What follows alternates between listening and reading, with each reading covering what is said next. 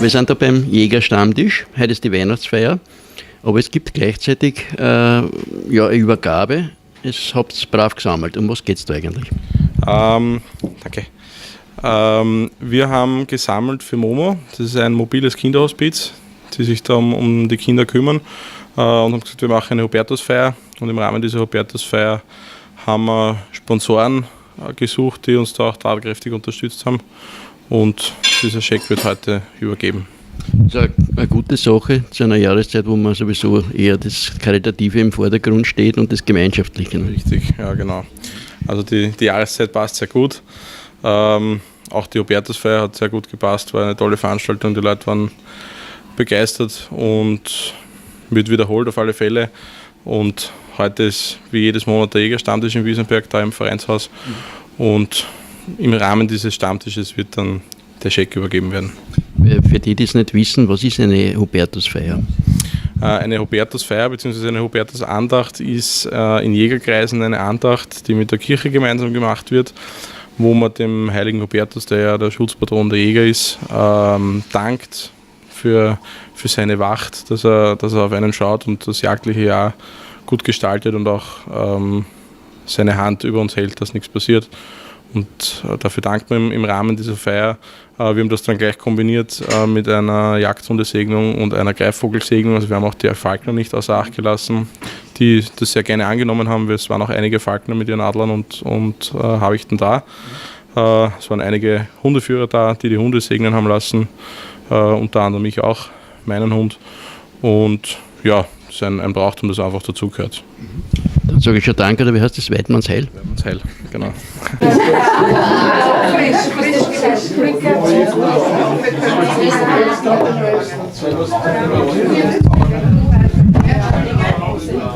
So, ich habe jetzt einen Vertreter der Organisation MOMO da. Für die sie noch nicht kennen, was ist MOMO? MOMO ist ein mobiles Kinderhospiz und Kinderpalliativteam. Wir versorgen Kinder mit einer lebensverkürzenden Krankheit in Wien und Umgebung und deren Familien, und das auf mehreren Ebenen, medizinisch, psychosozial und pflegerisch. Das ist eine ganz wichtige Tätigkeit. Und jetzt meine Frage, wie schafft man das selbst, damit umzugehen? Ja, das ist eine gute Frage. Ja. Wir sind alle gut ausgebildet. Wir sind natürlich mit den Familien, begleiten die Familien, haben die Möglichkeit, die Familie gut kennenzulernen und mit der Familie zu arbeiten. Und dieser enge Kontakt mit den Familien und mit den Kindern, das beschert uns unheimlich schöne Momente. Und das gibt uns Kraft und das motiviert uns. Und das hilft uns dann auch in den Momenten, wo es zu Ende geht. Das heißt, es kommt dann etwas zurück, dass man dann auch weiter für die Arbeit verwenden kann. Also für diese Aufgabe Arbeit kann man das nicht sagen, weil das ist ja eigentlich weit darüber hinaus. Ja, das ist richtig. Also es ist eine Aufgabe, die Sinn macht. Es ist eine Arbeit, die uns täglich bestärkt in dem, was wir tun. Und wir merken einfach von unseren Partnern, von den Unternehmen, die uns finanziell unterstützen, weil wir ja zu 100% spendenfinanziert sind, aber auch von den Familien. Das Feedback ist einfach, dass es notwendig ist, dass es gebraucht wird. Und die Familien sind einfach sehr dankbar, dass wir zur Seite stehen. Die Familien bezahlen nichts, wir sind kostenlos für die Familien da. Und das bekommen wir im Kontakt auch gut zurück. Das heißt, liebe Zuschauer, wer noch nicht weiß, wo er hinspenden kann, bei MOMO ist die Spende sicher sehr gut aufgehoben. Das auf jeden Fall. Wie gesagt, also wir sind zu 100% spendenfinanziert. Bei uns zählt wirklich jeder Euro und geht in die Betreuung der Kinder und deren Familien. Dann sage ich schon recht herzlichen Dank und viel Kraft für die Arbeit. Danke für das Interview. Wir haben die Jägerin des Jahres da. Hört zwar nicht gern, habe ich gehört. Was ist das? Die Jägerin des Jahres war eine Challenge zwischen halt eben weiblichen jagenden Personen im deutschsprachigen Raum, wo aus 12 Finalistinnen sozusagen dann eine Jägerin des Jahres gekürt wurde. Das war ja früher eine reine Männerdomäne, das hat sich schon ein bisschen geändert. Ne? Es hat sich mittlerweile Gott sei Dank geändert. Die Jagd war nicht immer eine Männerdomäne, man muss eigentlich in der Geschichte etwas zurückgehen, denn bevor sozusagen die Jagd dann eher mehr in die bürgerlichen Kreise kam, haben sehr wohl Frauen gejagt, nämlich in den adeligen Kreisen. Da waren die Frauen schon sehr stark vertreten. Das ist ja da eine ganz tolle Sache, eine stimmige Sache, das Lokal, und ich glaube auch der Jägerstammtisch ist eine Spitzensache. Absolut, ja. Also es ist ein sehr junges Treffen, ist erst vor kurzem ins Leben gerufen worden, aber es ist sehr beliebt, überhaupt weil sich hier nicht das klischeehafte die klischeehafte ältere Jägerschaft trifft, sondern sehr viele junge Teilnehmer dabei sind. Und es ist ja auch eine gute Sache da jetzt, also vor knapp vor Weihnachten ist überhaupt Spitze, dann wird auch noch dieser Verein oder diese Gemeinschaft dann noch in den Dienst der guten Sache gestellt. Ne? Ja, also mit dieser Hubertusmesse ist da natürlich ein breites Spektrum abgedeckt, eben mit dem Charity-Aspekt und mit dem traditionellen Aspekt der Hubertusmesse. Dann sage ich schon recht herzlichen Dank, oder wie wir zuerst gesagt haben, Weidmannsheil. Weidmannsheil. Okay. Ja, der Dorferneuerungsverein hängt ja damit fest in der Sache, auch im Dienste dieser guten Sache. Ja, grundsätzlich ist uns das natürlich sehr wichtig, dass wir Brauchtum und Traditionen pflegen, aber dass man natürlich auch was für die Gesellschaft macht. Und das ist auch Sinn und Zweck dieses Vereinshauses. Es soll sich hier jeder treffen können, heißt auch das Haus für die und mich. Also es steht jedem die Tür offen. Und wir haben immer zweimal in der Woche offen und einmal im Monat, das ist immer Montag am Abend, der erste Montag im Monat, trifft sich eben der Jägerstammtisch bei uns.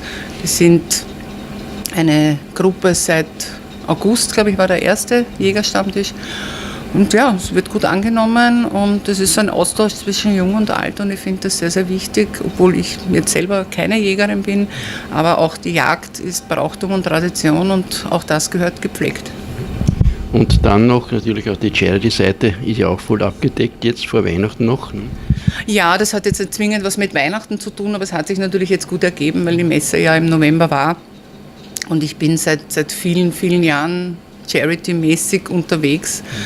Ich habe sehr, sehr lang und sehr, sehr viel für Make-A-Wish auch gemacht. Das ist dieser Verein, der Herzenswünsche erfüllt. Und MOMO ist eigentlich etwas, was auch in diese Schiene fällt. Das trifft einfach wirklich die Ärmsten. Und ja, ich finde das eine gute Sache und das gehört unterstützt. Gut, ja, wir haben jetzt einen Vertreter der Firma Kettner da. Und meine Frage jetzt, warum hat Firma Kettner diese Aktion hier unterstützt? Ja, wir haben die Firma Kettner hat das unterstützt deswegen, weil wir die Tradition und die Jagd einfach unterstützen in jeder Hinsicht. Und das einfach hier mit dieser Veranstaltung und so einfach das untermalt und wir das einfach in jeder Hinsicht unterstützen wollen. Die Firma Kettner ist ja, glaube ich, Marktführer oder einer der Marktführer. Ne? Ja, wir sind relativ groß in Österreich, also die größten haben die meisten Geschäfte in Österreich und sind eigentlich ganz gut situiert in Österreich. Also das ist alles. Dann sage ich recht herzlichen Dank. Gerne, gerne. Ja, wir haben keine Jägerin oder auch Jägerin? Jägerin und Hundeführerin. Genau, und was für Hunde sind das? Das sind französische Bracken und die heißen Basset Fouf de Bretagne und jagen auch wie Bracken, laut, weit ausholend und sind aber in der Größe ein bisschen größer als ein Raucherdackel. Aha, und was heißt der Hundeführerin? Ist das Ausbildung von Jagdhunden oder? Ich bilde meine Jagdhunde aus, Fremde nicht. Und Hundeführerin heißt, dass ich einfach auf die Jagd mit Hund gehe. Braucht man da eigene Ausbildung dafür? Man braucht einen Lehrmeister meistens, dass man alles richtig macht. Aber die Hunde brauchen dann eine Ausbildung und Prüfungen. Wo ist eigentlich der Unterschied an Hund von den üblichen Abrichten her wie zur Ausbildung von einem Jagdhund? Gibt es da große Unterschiede? Man nehme ich einmal an. Na, bei einem Jagdhund muss man vor allem beachten, dass er natürliche Triebe hat. Das heißt, man muss die Ausbildung da anpassen. Jeder Hund hat auch seinen Gebrauch. Das heißt, wenn man meinen Hunden Apportieren beibringen will, ist es wahrscheinlich mehr Arbeit, als wenn man es einem Retriever beibringen möchte. Und der Jagdtrieb darf halt nie vergessen werden. Ja. Das heißt, man kann nicht aus jedem Hund einen Jagdhund machen? Ich befürchte nicht, nein. Wobei auch Chihuahuas, man weiß es nicht, Ratten gejagt haben früher in Königshäusern. Also es ist überall ein Nutzen da, aber man kann nicht aus jedem Hund einen Jagdhund machen. Alles klar, ist ja nicht Sinn und Zweck der Sache. Jeder Hund hat seine Bestimmung und seine Aufgabe, ja. So wie bei uns Menschen. Ja, genau. Dann sage ich schon danke. Vielen Dank. Danke. So, wir haben jetzt eine Sponsorin da, und zwar, die diesen wunderbaren Korb, also mehr, nicht nur diesen Korb, für die Hubertusfeier gespendet hat. Was ist das für eine Firma? Das ist die Firma Austrian Brenz. Wir erzeugen und vertreiben österreichische Spirituosen auf höchstem Niveau. Wir haben unser Werk im Burgenland und haben die Vertriebsfirma hier in Spillern. Und daher ist es unser großes Anliegen, dass wir die örtlichen Firmen, die sich hier einsetzen, Feiern machen, unterstützen, werblich unterstützen. Passend für den Anlass, für die Hubertusmesse, haben wir ein Produkt gewählt, den Blasius.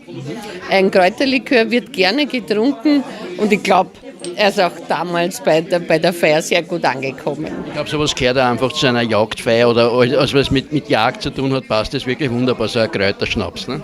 Ich denke auch, die Kräuter und das Wild, das ist einfach unzertrennbar und nach einem deftigen Essen ist so ein Kräuterschnapsel. Erfahren wir jetzt das Geheimnis, was da drinnen ist?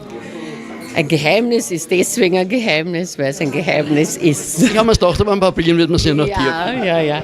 Aber wenn man auf die Flasche schaut, da steht auf 52 Kräuter und Wurzeln und da kann man sich schon vorstellen, dass da ordentliche Kräfte dahinter sind. Ich würde jetzt auch den Rahmen sprengen, alle aufzuzählen. Ne? Ich würde es auch nicht wissen. Danke recht herzlich. Danke. Gerne. Sehr gut, danke.